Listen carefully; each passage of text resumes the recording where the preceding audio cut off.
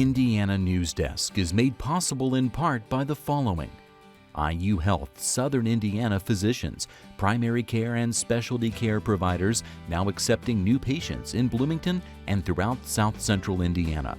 siphysicians.org. IU Center for Applied Cybersecurity Research, working to improve cybersecurity and provide policy guidance through partnerships with industry, government, and academia. Main Source Bank, headquartered in Greensburg, Indiana, offering products and services to fit every stage of life. More information at mainsourcebank.com. Main Source, life needs a great bank. Member FDIC and equal housing lender. Smithville Fiber, the Gigacity Company. Fiber Internet, HD, and digital IPTV in Southern Indiana. More information at smithville.com. And by WTIU members. Thank you.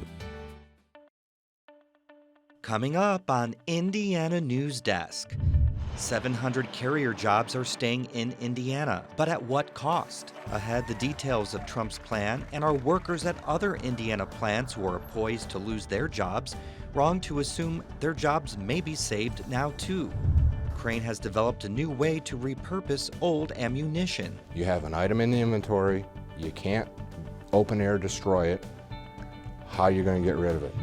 Plus, there aren't many workplace protections based on sexual orientation. Coming up, we look at an Indiana woman's case that went to federal appeals court this week. And we explain how it could set a precedent for how LGBT workers are treated. Those stories, plus the latest news headlines from across the state. I never expected this to happen. Right now on Indiana Newsdesk.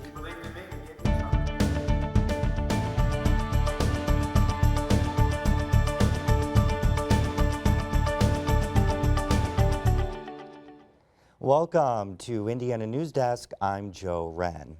More than 1,000 carrier jobs will stay at the air conditioning manufacturer's Indianapolis plant after President-elect Donald Trump reached a deal with the company this week. It's part of his larger strategy to stop manufacturers from taking jobs outside of the U.S. But as Barbara Brozier reports, some are skeptical other companies will benefit. The deal is one Trump promised when he campaigned in Indiana earlier this year. If I were in office right now, Carrier would not be leaving Indiana, that I can tell you. But during an announcement in Indianapolis Thursday, Trump says he didn't mean what he said during the campaign. I never thought I made that promise. Not with Carrier. I made it for everybody else. I didn't make it really for Carrier. Trump says it was a news report featuring a Carrier employee that convinced him to intervene. The young man said he was confident the plant would remain open with Trump as president. And I said, what's he saying? And he was such a believer. He was such a great guy. As a result, Trump says at least 1,100 jobs will be spared, and Carrier will pour $16 million into the facility. I'm happy I'll be able to get my kids grown. We're very happy with the outcome. Carrier said in a statement the state is giving it a $7 million package over the next several years to stay in Indiana, contingent on several factors. But left out of the deal are workers at another Carrier factory in the northeastern town of Huntington. There are about 700 employees there who learned back in February they too will lose their jobs. We feel for them, and hopefully that they can get some help. There are questions about what this deal means for other manufacturing jobs. Rexnord Corporation is just down the street from Carrier in Indianapolis. More than 300 workers here will lose their jobs next year when this plant shuts down and moves to Mexico. We're tickled to death that President-elect Trump was potentially able to save Carrier's jobs, but we also want our jobs and all the other jobs that are being sent out of this country. We want our jobs to stay as well. Tim Mathis is a 12-year veteran of Rexnord. He says manufacturing companies are exploiting cheap labor and wants to see a long-term solution. These trade agreements, NAFTA, all that stuff is clearly not best for American workers. We're taking a beating. Some workers are making direct appeals to the president-elect to save their jobs. A Kokomo GM employee made a video hoping to catch Trump's attention after learning 160 people will lose jobs at that plant. But economists say we likely won't see Trump go company to company, striking more of these deals. The Mexicans that are working down in Mexico are now able to move from company to company and start commanding higher and higher wages. You know, it's sooner or later, any sort of productivity differences are going to be, versus wage differentials are going to be, kind of wiped out if that continues. Trump says he'll reduce business taxes to 15% as a way to incentivize keeping jobs in the U.S. And while many workers say they're happy to see the president-elect thinking long-term, they're also worried about their immediate futures. I'm not sure, none of us are sure where we'll end up, what we'll do. For Indiana Newsdesk, I'm Barbara Brosier. So Barbara joins me now. What do we know about the $7 million that the state is putting into this? That is a great question, Joe. We're hoping to learn more because we haven't been given a lot of information. We know that these are some type of tax incentives, that they're contingent on things like employment. So that's what the state has offered, but there are a lot of questions out there about the specifics of that plan. And because of that, a lot of people are questioning, was this a good move on behalf of the state if they're offering up these millions of dollars in tax incentives? What's the state going to get back from keeping Carrier here? So then let's look at Trump. What's Trump giving to Carrier? So he mentioned that he basically made this call because he saw this man on television who said that Trump had made this promise. So he called the CEO and said, this is part of a bigger problem. Companies moving to Mexico. The state's incentive package helped, but Trump also has promised that he's going to reduce business taxes in general. He says he wants to cut business taxes down to 15%. Whether that will actually happen remains to be seen. There has been some talk. Folks working in unions say that Trump must have offered some more, put some more on the table. United Technologies, the parent company of Carrier, they do have some defense contracts. And so they're thinking he may have leveraged those and said, hey, those may be hard to come by if you continue to move this company out of the state. All right, we'll see. Thank you very much, Barbara. Well, the headline this week was going to be IU's football team is headed to another bowl game. That's still true, but it will be without head coach Kevin Wilson. The team announced that after 5 seasons with the Hoosiers, Wilson is out. The decision to fire Wilson comes less than a year after the university extended his contract. The $15.3 million deal was supposed to be good through 2021. The team celebrated Saturday as they beat Purdue during their last home game of the season to again claim the old Oaken bucket. It was certainly a celebration because with the win came the assurance that the Hoosiers would also be making their second straight trip to a bowl game. Fast forward just 5 days. A solemn IU athletic director Fred Glass delivered the news. He and I concluded that the right outcome was for him to separate from Indiana University, and I accepted later that day, or today. Philosophical differences as to the leadership of the football program, and no NCAA compliance issues. News of the firing came as a surprise because this is the best the football team has played since the early 1990s. Glass did say he hired an Indianapolis law firm for an internal investigation, but would not elaborate its findings. Toward early November, kind of came to my attention that the things that I thought had really been put behind us were bubbling up again, and again, not a smoking gun, not a precipitating event.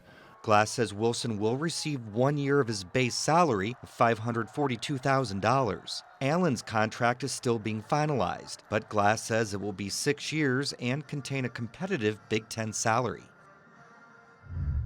Bowl invitations are expected to follow soon after the rankings are announced on Sunday. Now for headlines, we go over to Barbara Brosier, who has the latest on this week's top stories. Thanks, Joe. The number of child abuse and neglect cases filed in Indiana courts has nearly doubled in the past decade.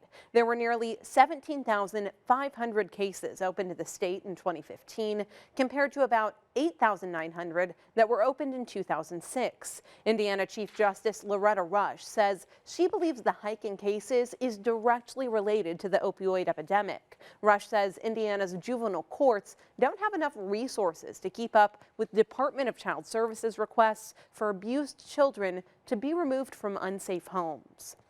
Meanwhile, the Centers for Disease Control issued a recommendation this week advocating for the expansion of syringe exchange programs. Syringe exchange programs provide clean needles to people who inject drugs with the goal of limiting needle sharing, which can spread HIV and hepatitis C. 8 of Indiana's 92 counties have state-approved syringe exchanges.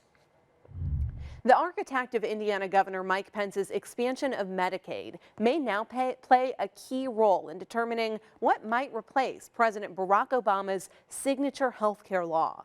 President-elect Donald Trump has chosen Seema Verma to head the Centers for Medicare and Medicaid Services. Verma designed Pence's expansion of Medicaid, but with a conservative twist. It requires poor people to pay nominal fees for medical care. Maybe this would encourage other states that haven't expanded Medicaid already to put forward waiver plans. They're called, proposals to the government to say we'll do the Medicaid expansion, but under these terms we'll craft it slightly differently. We'll have more these personal responsibility elements in it. Trump says Verma will help transform the country's healthcare system for the benefit of all Americans. A panel charged with recommending a replacement for the iStep wants a shorter test, but how to achieve that remains a big unanswered question. The panel met for a final time this week to issue its report. In addition to a shorter assessment and quicker turnaround of results, other notable changes from the current assessment include administering a test once a year rather than twice, putting that testing window at the end of the school year in May, proposing that other Indiana teachers grade the assessment. Panelists say they deliberately issued broad recommendations. The ball is now left in the legislature's court when the session starts in January. Members of a vandalized church in Bean Blossom helped remove the graffiti this week. Although the vandalism was initially found in mid-November, Lindsay Wright reports it was left up intentionally. Community members are scrubbing the exterior of St. David's Episcopal Church, where someone painted a swastika, an anti-gay slur, and the words "Heil Trump" just a week after the general election. Similar incidents have occurred throughout the state as well. Swastikas were painted along a popular Bloomington walking trail, and a school affiliated with an Indianapolis mosque received a letter this week warning Muslims to leave the country or face the consequences. The letter says President-elect Donald Trump is, quote, going to do to you Muslims what Hitler did to the Jews. At St. David's Church, Nashville resident Jim Huber says church members wanted to create a positive dialogue by temporarily keeping the graffiti visible. It was a dark event, and we're hoping that we're bringing light towards that and a healing both in the community and the larger community. Huber says the church has received kind words from people not just across the country, but from around the world. I think this has done exactly what the people who sprayed the paint didn't want. For Indiana Newsdesk, I'm Lindsay Wright. The new IU Health Bloomington Hospital is moving forward. The university trustees voted to approve the land lease. The 65-acre site near the IU golf course will include the hospital and an academic center that measures over 100,000 square feet. I believe it's an enormous opportunity for us to take what are an outstanding set of research and teaching resources on this campus and really to bring them to bear on the future of rural and population health delivery. IU is investing $45 million in the project. Designs should be ready for approval in February, with construction to start later next year. The project is expected to finish by 2020. A new apartment complex providing long-term housing for people who've been homeless for an extended period of time plans to open its doors in Bloomington next fall. City and nonprofit leaders broke ground at the future site of the building dubbed Crawford 2. It's the second of its kind, and many see the first as a success. 65% drop in emergency room use in the first year, 88% drop in incarcerations, and so big impact on the community. The new apartments will house up to 43 people in one-bedroom units. The Indiana University men's basketball game is celebrating a major upset. The Hoosiers defeated the number 3 team in the nation, the University of North Carolina. The energetic crowd fed the team in their win. With these fans that we have here, they're so great when they bring that energy, but at the same time, we always have to know where the energy starts. We want to start it with us, and if we don't bring it, then it can be hard to get that energy. A halftime ceremony honored the 1981 Hoosiers basketball team that defeated UNC in the NCAA championship. Among those honored was Isaiah Thomas. The game marks the team's 5th consecutive home win against a top 3 opponent. And the 5th annual Bloomington Krampus event takes place downtown tomorrow night. Krampus is an ancient character in European folklore. It's seen as St. Nicholas's counterpart. The idea is that while St. Nick brings gifts to good children, Krampus terrorizes the bad children. Attendance for the event has ballooned over the last 5 years. The first night we had about 700 to 800 people show up. We were thrilled with the turnout. It was great. Last year, we had 3,100 people show up for the event, and this year we're expecting probably 4,500. And Joe, tonight there's a Krampus parade in Indianapolis, and that's happening in Fountain Square. You know, I never really heard about it until more or less recently. Maybe that's a good thing? That's a good thing. You've been good then. Thanks, Barbara. Coming up next on Indiana Newsdesk. Should protections under the 1964 Civil Rights Act extend to LGBT workers? An Indiana teacher says yes. Ahead, how the arguments played out this week in a federal appeals court. And we go inside the gates of the Crane Warfare Center to show you how old ammunition is being repurposed into a fertilizer you might use on your garden.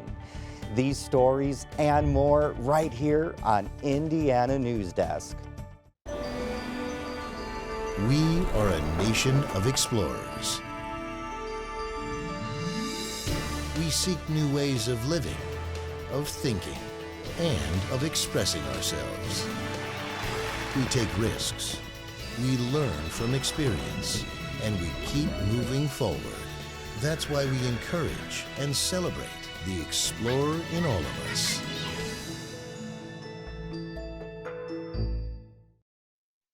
$10,000. 15? 15, you think? 20, 21,000? 600. 20.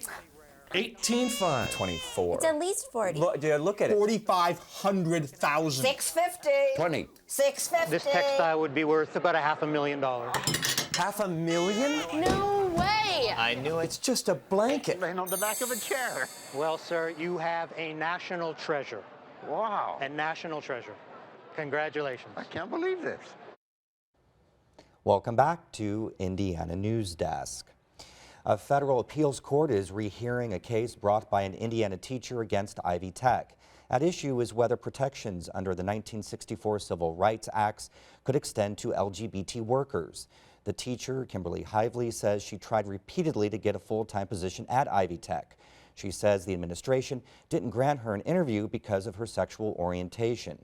There aren't a lot of sexual orientation workplace protections, so this case could have a wide-reaching impact.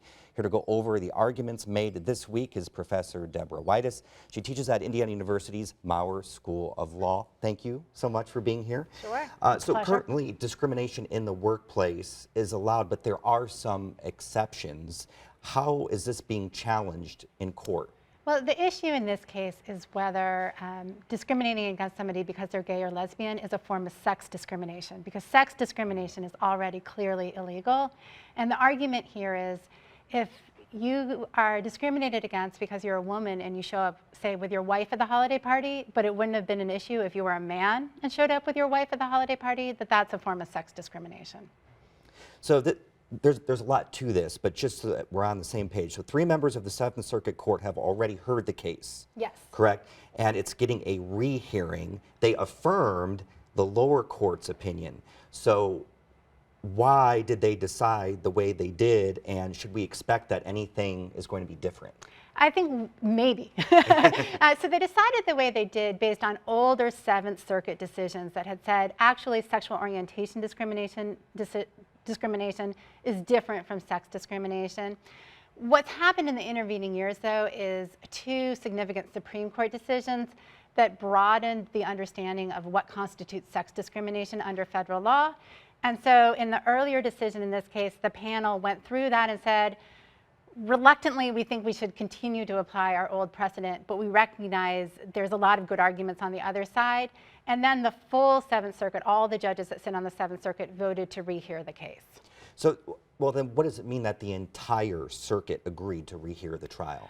I think at the minimum, it means they understand this is a very important issue, and particularly with the marriage equality decision of last year, the idea that you can be married on the weekend and then get fired the next day at work because of your sexual orientation, I think strikes many as wrong. And so there's kind of a lot of impetus to reconsider what the proper interpretation of the sex discrimination law is. So if the Seventh Circuit changes its ruling, who's impacted by this? Well, this would apply in the states that are governed by the Seventh Circuit Court of Appeals. So that's Indiana, Illinois, and Wisconsin. Ultimately, there are similar cases pending across the country, so I assume in the relatively near future, the Supreme Court will decide how it interprets Title VII in this context. And so now we start to look a little bit maybe at a bigger picture. In what ways could a Supreme Court nomination from President-elect Donald Trump have on this? Well, President, he would be filling the current vacancy, which was Justice Scalia's vacancy. Interestingly, one of the precedents that the plaintiff in the case is relying on is a unanimous earlier decision authored by Justice Scalia, recognizing that same-sex sexual harassment was illegal. So actually, this might be an instance where Justice Scalia even would have been a vote on the side of the plaintiff. All right, thanks very much for being here. Appreciate it. Thank you.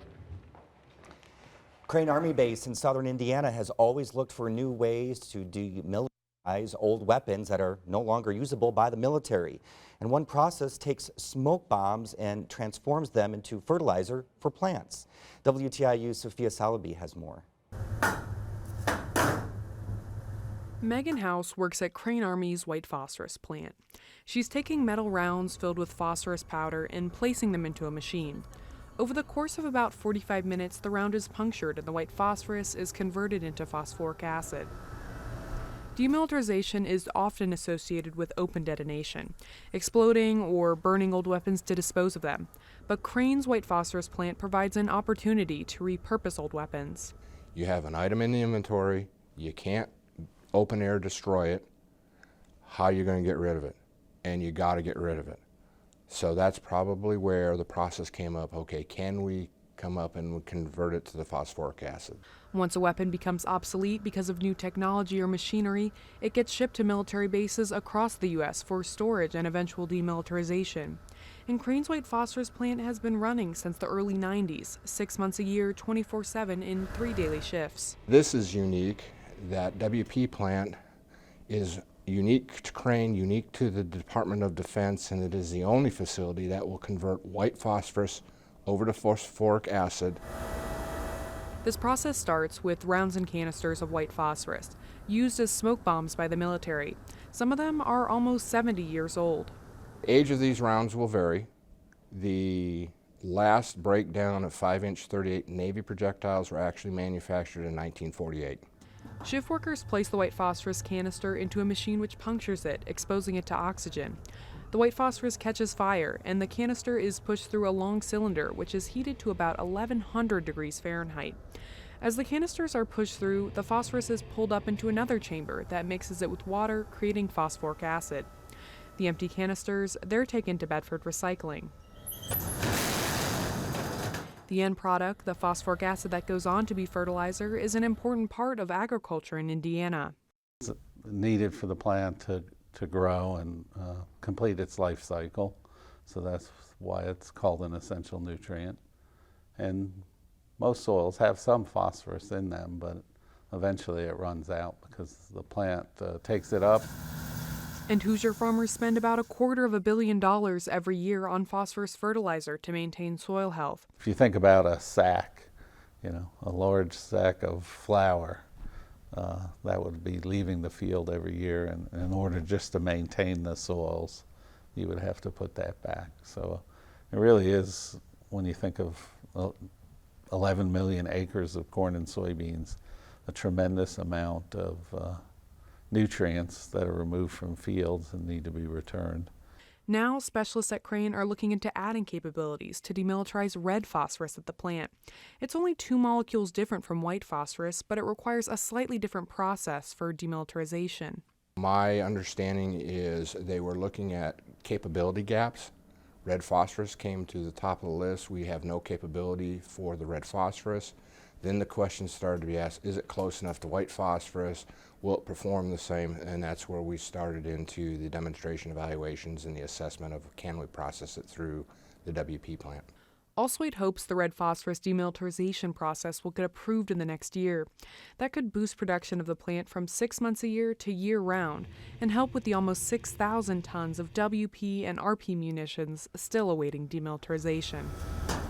For Indiana Newsdesk, I'm Sophia Salaby. Farmers in Indiana bought over 400 million pounds of phosphorus fertilizer last year. Now, not all of that came from Crane, but the fertilizer is one of the most important nutrients farmers need for their crops. And we're out of time, but we leave you with Bloomington's Downtown Canopy of Light celebration. Good night.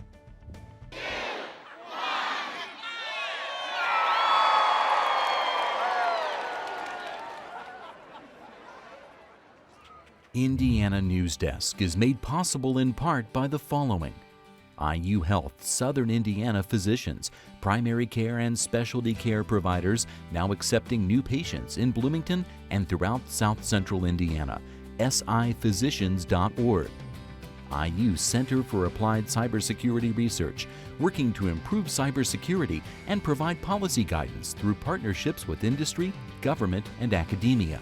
Main Source Bank, headquartered in Greensburg, Indiana, offering products and services to fit every stage of life. More information at mainsourcebank.com. Main Source, life needs a great bank. Member FDIC and equal housing lender. Smithville Fiber, the Gigacity Company. Fiber Internet, HD, and digital IPTV in Southern Indiana. More information at smithville.com. And by WTIU members. Thank you.